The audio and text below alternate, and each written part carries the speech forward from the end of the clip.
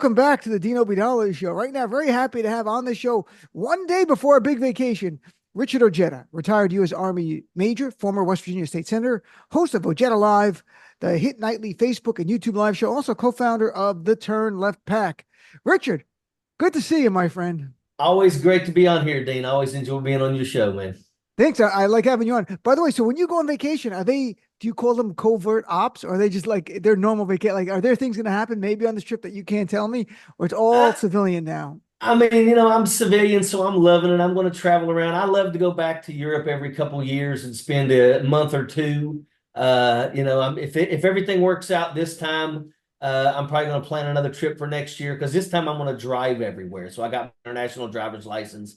I'm just going to drive everywhere. And when you have the ability to drive everywhere, you get to set your time. You're not stuck waiting in a train station for 6 hours to get on a train. So I think this is going to be much better, and we're going to see a lot of cool stuff. Well, have a great vacation. Have a lot of fun. I look forward to chatting when you get back. But before you go, a lot to cover, my friend. First Yeah. of all, I thought of you instantly when Donald Trump went to Arlington National Cemetery. And here's the thing: he could have went, not bring a camera crew, just went as a human being to show his concern for the family, and he would have gotten a lot of positive press. Honestly, instead, he can't do that. He's not capable. So he brought his henchmen, who roughed up a female worker and took photos and posted on TikTok things he was not supposed to do. A thumbs up over a Gold Star family's funeral. Nothing matters to this monster. So what's your reaction when you heard this story? Well, first off, Arlington National Cemetery is off limits for political activities, period. And Donald Trump knows that. Donald Trump's team knows that. But, they thought that they would get a good opportunity to say that, where's Kamala Harris at? She's not here on this day. The truth is, Kamala Harris and President Joe Biden know the rules and regulations of Arlington, and Donald Trump doesn't. It bothers me that Donald Trump was allowed to lay a wreath at the tomb of the unknown soldier. And the reason for that is that the moment that he was adjudicated as a rapist and was found guilty of 34 felony counts, he should have been placed on a list that says, we do not do ceremonies with these people. That's how it should be. Now, of course, he went there, and of course, they want to claim that it wasn't political, but as soon as they left, their commercial popped up, basically saying, where is Kamala Harris? Well, where were you, Donald Trump, last year on this date?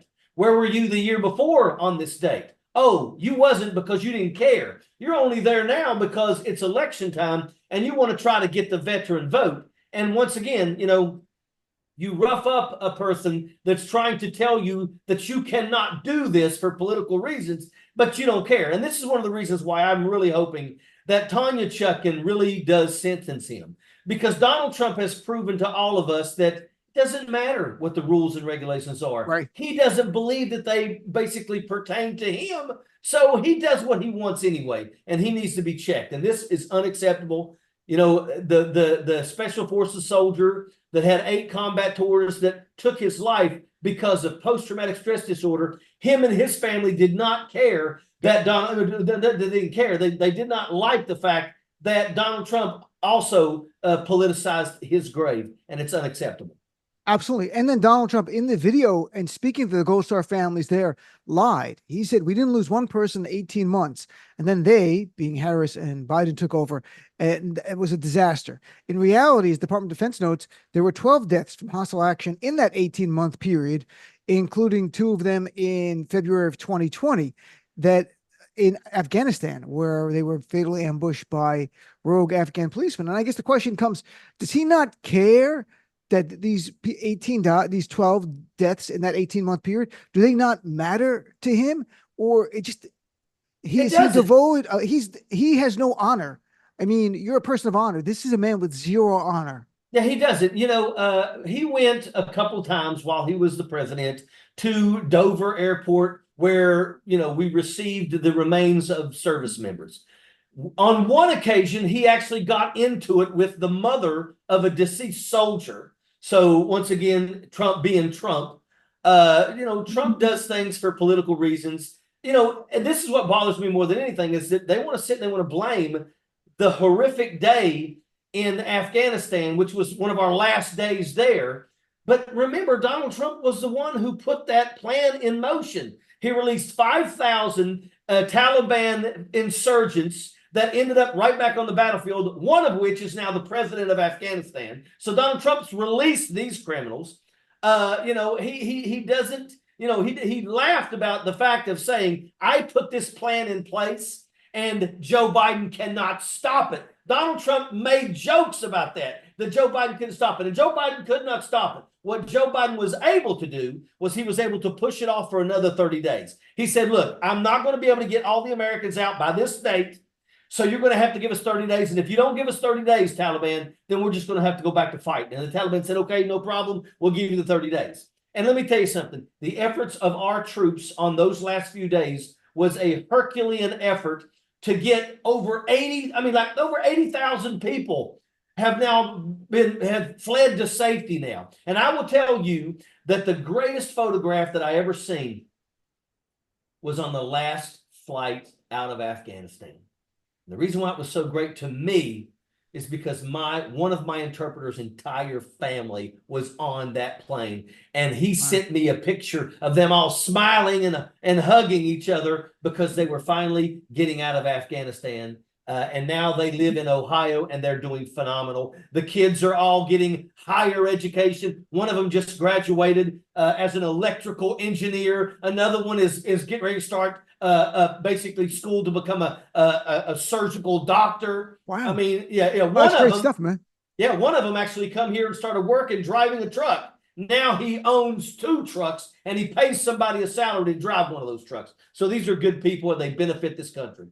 And just for a second here, because, I've not told, I talked to Congressman Seth Moulton years ago about the people who helped him, and he was able to bring someone here as an interpreter. Can you share with people, like, how important of a role do those interpreters play for you as a service member of the United States military? Well, first off, Afghanistan was very, very dangerous for me.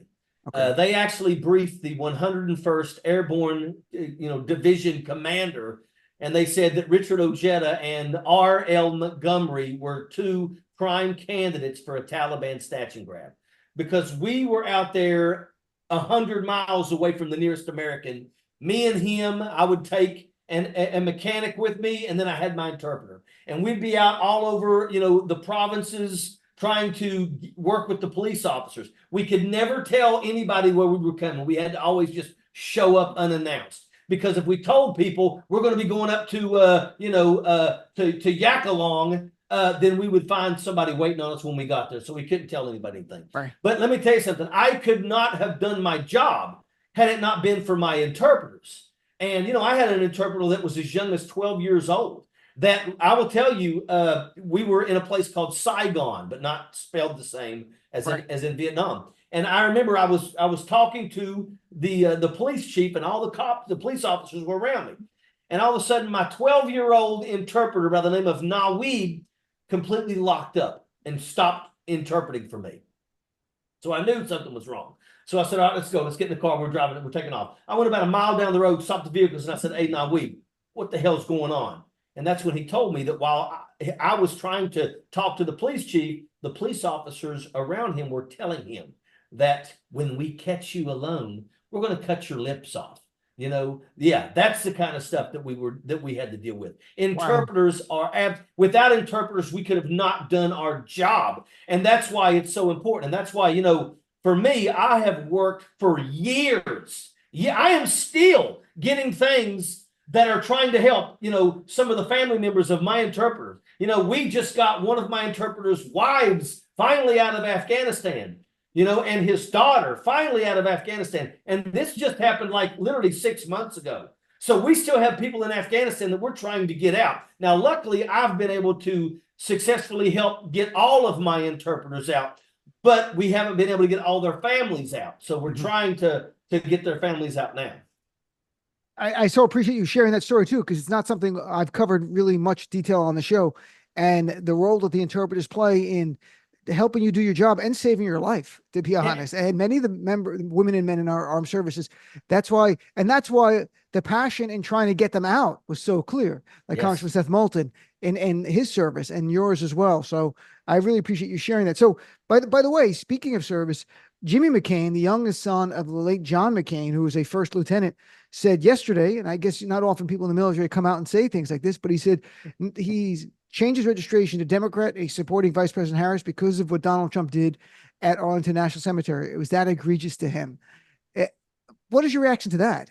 Yeah, I think what really bothers me is as soon as he come out and spoke out and said he was changing his to the Democratic ticket, I started seeing videos of like Chris Kyle saying John McCain's not a hero. Here's a hero. How about all of them are heroes? John McCain spent 5 years in a prison camp where, John McCain could not get his arms above here because of the damage that he sustained. He went through absolute hell. And, Donald Trump has drug, John McCain's legacy through the mud. And of course, now they're going to start throwing stones at his son because his son decided to speak out. Donald Trump has not stopped spewing hatred towards John McCain. And, once again, the people that are supporting Donald Trump, and I don't care, I'll say it, the poorly educated, because you have to be lacking education to still fall for Donald Trump. Now, with all the things he's done, with all the horrible things he said, now, if you're still supporting Donald Trump, you're supporting Donald Trump because either you're a racist or either because you just absolutely, you don't have it up here to catch it. But yeah, it's sad. I'm chatting with our friend Richard Ojeda.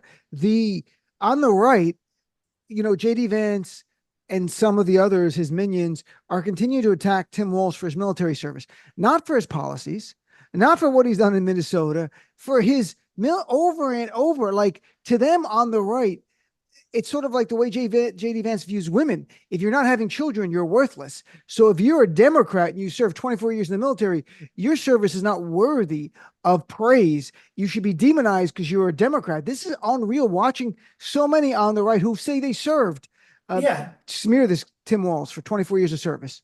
Yeah, let me tell you, people like J.D. Vance need to exercise some upper lip to bottom lip contact. Because make no mistake about it, shut your pie hole. You wasn't out there kicking doors. You wasn't going outside the wire. And look, normally people like me, actual combat veterans, we don't throw stones at these people because the truth is, you know what? I needed every one of those people. I needed that personnel guy that did this to make sure that my pay went in so that while I was in combat, I didn't have to worry about my wife buying groceries for my kids and paying our bills. Right. So everybody that serves in combat zone is needed. And they're all combat veterans because you know what? You may not go outside the wire. You may not kick in any doors, but you're still dealing with mortars and rockets that come in almost daily. So that happens, and people get wounded and even killed that are not combat soldiers. They're all combat veterans. And for him to run his pie hole opens the door for me to step in and say, okay, here you go. Shut your pie hole, because I've got more time in a porta-john in a daggone combat zone than he's got in combat altogether. So, he needs to just stop it. He's really making himself look bad, because at the end of the day, let me tell you what I am excited about. I'm excited about a man that actually occupied the role of a command sergeant major, the senior enlisted spot in the military, a command sergeant major, E9. That's as far as you can go on the enlisted side. And I'm excited that we're going to have a person that, even though he retired as a master sergeant, he held the role and was called command sergeant major for over a year. I'm excited to have that guy in the daggone White House, because you know what? That guy is going to guarantee that my Veterans Administration is top notch. He's going to absolutely fight for veterans because he cares, because he's dedicated 24 years of his life to people, men and women in uniform. So I'm excited about that. J.D. Vance is the worst vice presidential pick in the history of ever. I mean, that guy makes Dan Quayle look like a door kicker, man. It just it doesn't get any worse. And every time he opens his mouth, he sticks his foot in it. J.D. Vance needs to shut his pie hole. Yeah, I mean, polls show he's the least favorable viewed of any modern era vice presidential candidate, because most of the time people don't even know much about them. They don't have an opinion. On this guy, people who know him just don't like him. And the more he gets known, the more his negatives go up, because people just didn't know him before. And they're like, what a jackass. He's also an arrogant prick. That's one of the things he comes across as. But Richard, I thought of you last week when Vice President Harris and Walz were on a bus tour in the rural parts of Georgia, because you're always talking about going out there and you're getting your candidates with turn left pack. And the express reason wasn't just to get Democrats. It wasn't to flip these counties. It was to excite Democrats so you reduce the margins of losses in those areas. So it's statewide pool. It makes it easier to win. And that's a strategy you've been talking about, I believe, if I remember correctly, in the past. So what was your reaction when you heard them do it? Because I mentioned the show and I wrote a Substack article and I cited you. I said, this is not a new tactic. It's just finally being embraced. But Richard Ojeda would talk about it on my show all the time. Yeah, you got to get out there and let the people see you out there. I'm going to tell you, that's one of the reasons why in the beginning, Trump did so well in West Virginia, is because, the last president that actually paid attention to Southern West Virginia was John Kennedy. Wow. It was JFK. My father was a kid, and my father he remembers seeing a man standing on top of a chair talking to people in a place called the Smokehouse in Logan County, West Virginia. And my dad was like, who's that? And they're like, that's going to be the next president. He'd come to Southern West Virginia, and it changed the lives of the people in Southern West Virginia, because the coal industry had blocked everything out, and they were treating the people in West Virginia as literal slaves to do nothing but work in the coal mines. And if you don't do what they want, if you speak out, they throw you and your family out on the streets. So that's how it was. And when JFK come there, he brought cameramen, and they started taking pictures, and they started going, what the crap? These people have still got outhouses. I thought the coal industry told America that they had come to West Virginia to give these people a better life and build hospitals and schools. And the truth is they're all living in squalor. So JFK made a serious impact to the people in West Virginia, especially Southern West Virginia. Donald Trump was the one that started talking about, we're going to help the coal miners. And everybody went, oh my gosh, your president's talking about us. And that's how it goes. And to see Kamala Harris and to see Governor Walz down in areas that for the most part, they're going to have the hardest time in. But they're showing up. They're showing up. And they're letting people know that we're not going to ignore you. We're coming down here right now. Everybody in Georgia should be motivated and excited that you've got a presidential team that actually is down here looking at your way of life and potentially thinking of ways that they can make your life better. That's what this is all about. And if you ain't willing to put boots on the ground, then stay out of the fight. You make a great point, Richard, about what Trump did in 2016, and the pundits in the Beltway were mocking him. Why is he going to Michigan? What a waste of time. Why is he going to this small factory and say, I'm going to fight for your jobs there? And I would tell people, I wasn't sure Michigan was in play or not, but I could tell you, if you go to a factory, a small factory, and say, I'm going to fight for your jobs, everyone who works in the factory goes, this guy's going to fight for us. It's not just that factory, it's every factory worker. Now people see he's bullshit. The people who like him, you're absolutely right. They like the white supremacy, they like the sexism, or if they're wealthy, they like the tax cuts, and they don't care if he gives sexism and racism to the bigots as long as they get their tax cuts, or they're just dumb. You're absolutely right. But he was doing something that the mainstream media was missing. I'm like, I don't think you guys get it. When you're a marginalized community, and even there are white people who are marginalized community, they're lower income, they've struggled, no one's ever talked about them, no one shows any concern for them. And here comes Trump talking about them, and they loved it, and they overperformed in the polling because of that. It's a great thing that you talked about. Donald Trump was the guy that come out of nowhere that had never been in politics ever in his life, and he's going to drain the swamp. And everybody in America was like, wow, makes a lot of sense. I come from Southern West Virginia, where we had a guy that was a member of Congress for 38 years. All right. And the truth is that in the beginning of his political career, he did some good things. But the last 20 years of his political career, he would show up in places like Logan County, West Virginia. He'd write 3 checks to the 3 biggest crooks in the county, and they would promise him that he would guarantee to win the county. And that's how it went forever. Wow. And you know what? That's why when somebody come on and said, I'm going to drain the swamp, It was, whoa, that's right, man. It's a swamp up there. These people, what are they doing for me? What are they doing for the people in southern West Virginia, eastern Kentucky, that's absolute living in squalor? Nothing. And that's what made people think, hey, Trump's different. And he's talking about the working class and helping coal miners. And everybody went absolutely ballistic. But the thing about it is he got into office and he proved that he's not only part of the swamp, he's the biggest swamp creature of all. Mm-hmm. And he's trying to help people that are the swamp. He's added to the swamp. I mean, it amazes me how we're talking about how much money Ivanka Trump made while she worked for the government. The highest salary in this country is $400,000 a government job, and that is to the president of the United States. She worked as in his administration, and her husband made something like $460 million. Wow, government job? I don't think so. They are the swamp, and now they got this Project 2025 that if people don't pay attention to.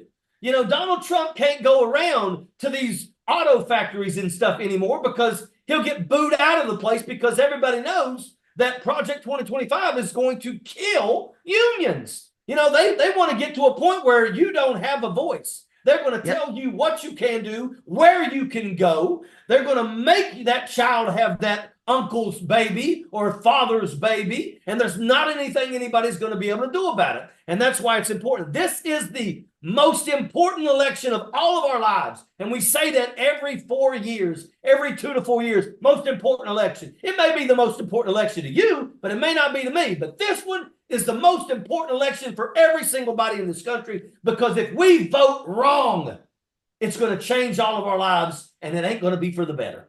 I agree with you. Our self-determination as the people is on the line here. These guys win Project 2025. It controls every aspect of everyone's life. That's the reality. I want to get your reaction tomorrow, and it got a little bit of coverage more on MSNBC than anywhere else. Trump is welcoming to his country club in New Jersey the J6 Awards Gala. I'm not kidding. It's called the J6 Awards Gala, and it was organized by the wife of a guy who's a former police officer who's in jail for assaulting police officers. And they're going to honor many people who we found out who's being honored. And it includes those actually convicted of assaulting police officers, assaulting veterans who are serving as police officers. That's why I want to get your reaction that Trump would allow this. And his pictures on the website is an invited guest. He has no problem with them using it. And Giuliani's supposed to speak at it, and Peter Navarro. This is a Donald J. Trump production in everything but name. It's at his country club. I think this is despicable. This is treasonous bullshit to me that on our U.S. soil, you're honoring terrorists who attacked our capital. So what's your reaction to this? Yeah, I think that if there's a police officer out there that is willing to throw their vote behind Donald Trump, you're a moron. And anybody else, everybody should remember how they felt on January the 6th. I can remember when they breached the Capitol for the first time. And I literally thought to myself, I spent 24 years in the military to support and defend the Constitution of the United States against all enemies, foreign and domestic, and bear true faith and allegiance to the same. And I'm sitting there watching this, and I'm thinking to myself, it's over. If they succeed, it's going to be over. I mean, and this is taking place, and we watching they're going back and forth, and they're watching Donald Trump sitting there, watching the screens with a smile on his face. Anybody that can remember what took place on that day, when they struck the American flag, don't you dare tell us that you're American because you struck the American flag down from our nation's capital and you replaced it with a Trump rag. To me, these people, this is a slap in the face to anybody in law enforcement. It's a slap in the face to anybody in this country for them to throw a J6 gala to give awards to people that absolutely broke. Are they going to give awards to Louis Gohmert and Paul Gosar and Andy Biggs, Lauren Boebert, and Marcia Trainwreck Green? Maybe Marcia Trainwreck Green may get a couple awards. I mean, everybody thinks she may be the pipe bomber. They're going to give her something for that. I mean, this is a joke, and I hope, and it should blow up in their face. I hope, and that's up to the media to cover it more. But on their website, it talks about we're going to honor the sacrifice and courage of the January 6th defendants, not the police officers who stood their ground defending our capital from a domestic terrorist attack, the people who actually committed the terrorist attack. This is like having an Al-Qaeda fundraiser on U.S. soil 4 years after 9/11. Yeah. It's beyond the pale. I don't know why this doesn't get more. It's got a little media cut. I saw Harry Dunn on talking about it and a few others. This should be a bigger story, but the media has made a choice. Corporate media, they're uncomfortable with it, I guess. Last thing, because you're going to be away next month, so we can't talk between now and next week. Because you're going away, tomorrow and you're gone for a month. But next week is the presidential debate. It is Tuesday, so less than a week from now. Vice President Harris on the stage with convicted felon, adjudicated rapist Donald Trump. What do you hope Vice President Harris does? Do you want to see her engage him? Do you want her just to set out who she is and what she's about and just let him implode and let the fact checkers get him afterwards? What do you think the best strategy is? Well, she was an attorney general. She was a district attorney. There's nobody more qualified to be in that position than her. She's been a successful senator that made Brett Kavanaugh cry, by the way. So let me tell you something. I believe that she's going to inspire with her answers to her questions, but I also believe that she's the person to check Donald Trump. Donald Trump, and once again, we all know now that the reason why the microphones are going to get muted is because Donald Trump's team knows that if they allow him to basically have the mic, he's going to spew garbage and he's going to turn the debate into a debacle that's going to do nothing but throw stones in his direction. So I think that she's going to inspire. I think that she's going to run circles around Donald Trump. I think that Donald Trump is incompetent. And I believe that she's going to win this debate. But at the end of the day, is it really going to matter? The Trump supporters probably won't even watch the debate. No. And those that do will pick one thing that Donald Trump says that may be comical or may be a slur thrown at Kamala Harris, and they'll run with that and act like he won the battle. He recently put a post up basically insinuating that the reason why she got where she is due to sexual favors. Yep. I mean, this is the guy. This is the guy that there's a significant amount of people, 25% of Americans, this is their guy. And it doesn't matter what he does. It doesn't matter how low he goes. I don't even know if he is successful and takes the freedoms away from these people's children. I don't think they'll even care. It's that bad. That's why everybody needs to get off your backsides. You better make a phone call to your county clerk in your county and check your voter registration. Yep. Do not wait until you get to the daggone polls before they tell you that they took your registration. And if you are a person of color, and I mean black to light brown to dark brown, you better make those calls. You better call and make sure that your polling station is going to be open, because they play that garbage too, like they did in Louisville, Kentucky. Make sure no matter what, if you've got a 4-seater in your car and you drive to the polls, you better put 3 people in the back of you, because we got to get people to the polls with the ferocity to elect the first black female to the presidency. And I think it's wonderful that she is a woman of color. I think that it's wonderful that she is a female. We're about to see a ceiling get shattered, and I can't wait. Me neither. I'm with you, Richard. Well, Richard, have a great vacation. I look forward to chatting when you get back. We'll see where America stands then. We'll be right at the gates, right at the edge of winning our I hope at that point, together, united, energetic, winning this election. But have a great trip, brother. Talk to you soon. All right, man.